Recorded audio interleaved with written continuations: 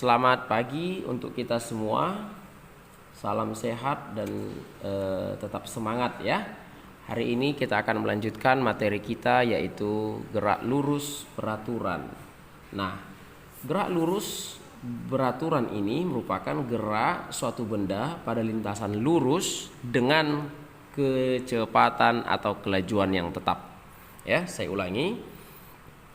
Gerak lurus beraturan itu adalah gerak suatu benda pada lintasan lurus dengan kelajuan atau kecepatan yang tetap. Ya. Nah, itu dia.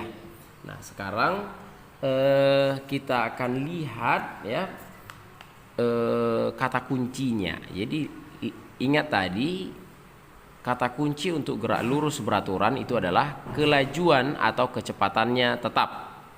Nah, ketika kita melihat ya atau mendengar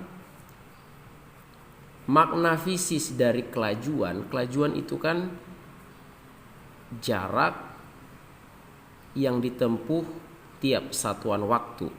Sedangkan kalau kita bikin kecepatan, itu sama dengan perpindahan yang terjadi atau perpindahan yang dilakukan untuk tiap satuan waktu. Nah, dengan mengasumsikan ya, dengan menganggap benda itu bergerak pada lintasan lurus, itu artinya jarak dan perpindahannya akan bernilai sama. Ketika jarak dan perpindahannya bernilai sama, maka kelajuan dan kecepatannya pun akan bernilai sama juga. Ya, bisa paham maksud saya kan? Jadi kalau seandainya benda itu bergerak dari A pada lintasan lurus ke B, kemudian lanjut lagi ke C, ya, bergerak dia terus, berarti kan jarak yang ditempuh sama dengan perpindahan yang dilakukan. Nah, jadi ketika nilai jarak dan perpindahannya sama, maka kelajuan dan kecepatannya pun akan bernilai sama. Oke, nah sekarang perhatikan ya, perhatikan kalau di dalam soal ya kita temukan V sama dengan 2 meter per sekon. Nah, itu artinya ya, itu artinya tiap 1 detik atau 1 sekon benda bergerak sejauh 2 meter. Itu pengertian dari 2 meter per sekon. Ya, saya ulangi ya, saya ulangi. Misalkan V sama dengan 5 meter per sekon. Nah, ini artinya tiap 1 detik atau 1 sekon benda bergerak sejauh 5 meter. Itu artinya. Nah, saya mau lepaskan dulu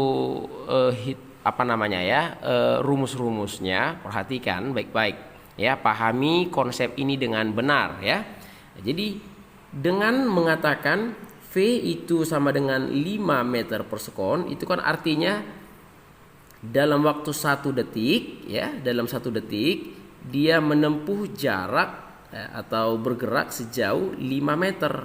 Kan begitu enak ya. Nah, jadi kalau seandainya 2 detik, ini jadi berapa? Tiap detik mereka menempuh sejauh 5 meter. Berarti kalau 2 detik, ya benar 10 meter. Jadi kalau 3 detik, jaraknya yang ditempuhnya adalah ya 15 meter. Kalau seandainya waktunya 7 detik, berarti jarak tempuhnya adalah, benar, perhatikan ya, tiap 1 detik menempuh jarak sejauh 5 meter. Berarti kalau 7 detik dia akan menempuh jarak sejauh ya 35 meter. Nah, itulah makna fisisnya ya. Jadi ya, Dari sinilah lahir persamaan. Dari mana kita peroleh D itu sama dengan 35 meter? Nah, dari sini. Kan ini tadi yang diketahui. Yang ditanya pada saat T sama dengan 7. Berarti 35 itu kita peroleh dari, iya, berarti kalau kita buat formulasi untuk menghitungnya, D itu bisa kita hitung dengan persamaan D sama dengan V dikali T. Tapi dibalik dulu apanya ya nak ya, dibalik cara berpikirnya ya, dibalik cara berpikirnya, pikirkan dulu konsepnya, baru kita masuk ke rumus atau formulasinya. Jadi formulasi itu kita gunakan untuk mempermudah kita di dalam mencari ya. Nah, mempermudah kita di dalam mencari ya. Oke. Nah, itu dia. Sekarang coba kita buat yang berikutnya. Perhatikan enak ya. Perhatikan. Kalau seandainya ini ada sebuah benda ya, bergerak dengan kelajuan 4 meter per sekon. Nah, perhatikan. Kalau dia bergerak dengan kelajuan 4 meter per sekon, kalau itu terjadi, ya ini kan yang kita bicarakan gerak lurus beraturan, artinya kelajuan atau kecepatannya tetap di sepanjang waktu itu.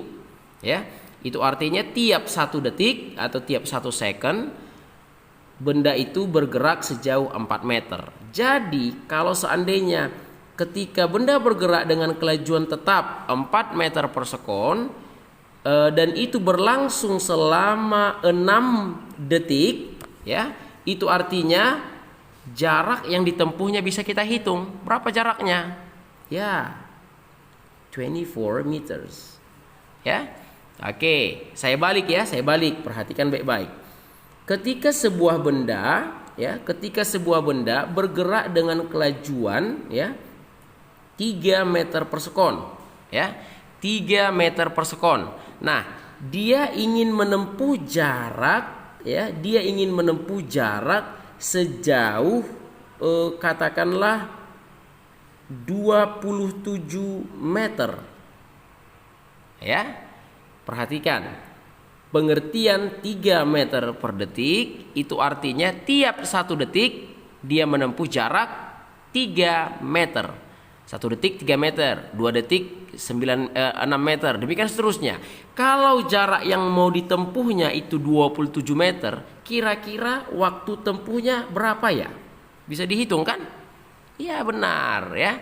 Ibaratnya gini, kalau tiap hari ya, tiap hari kamu dapat jajan 3.000 ya.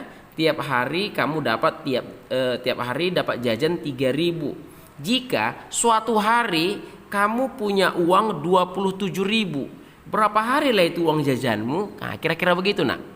Nah, berarti itu nilainya adalah, iya betul ya, 9 sekon. Bisa paham sampai di situ nakku? Bisa paham ya?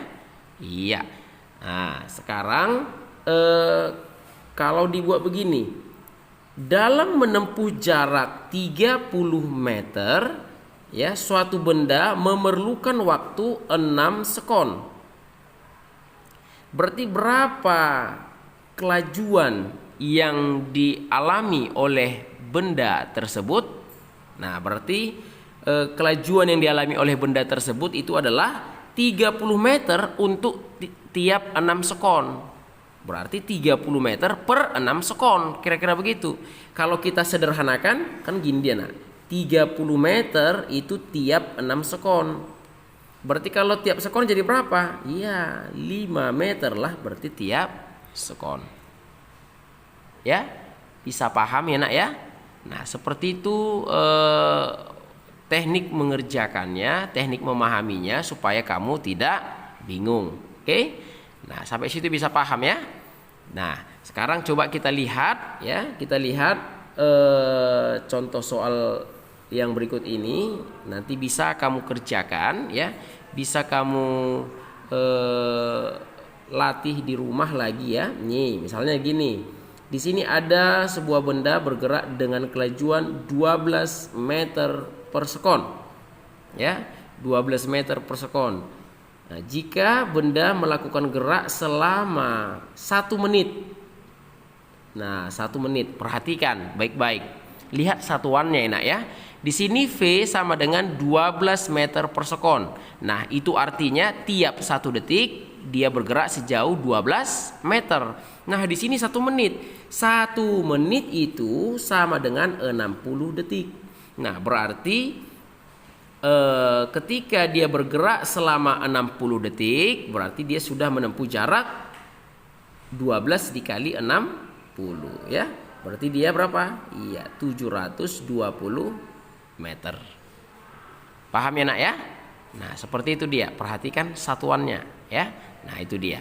Nah, jadi dari sini bisa kita tarik kesimpulan bahwa V itu sama dengan D per T, atau D itu sama dengan V dikali T, atau lagi T itu sama dengan D per V ya. Buat segitiga ajaib ya.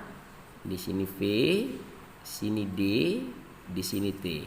Ini artinya bagi, ini artinya kali. Jadi kalau V yang ditanya berarti D per T. Kalau D yang ditanya V kali T. Kalau T yang ditanya D bagi V. Paham ya nak ya? Nah, seperti itu untuk memahaminya dengan keterangan V itu adalah kelajuan atau kecepatan, D itu adalah jarak, dan T itu adalah selang waktu. Satuannya meter per sekon, meter, dan sekon. Oke, bisa sampai di situ enak ya? Nah, silakan dipahami. Nanti ada soal yang akan saya latihkan kepada klien. Nanti akan saya bagikan selanjutnya ya. Terima kasih. Demikian pembelajaran kita hari ini. Tetap semangat ya. Langsung ditulis dengan rapi dan kirimkan langsung ke GC ya. Silakan.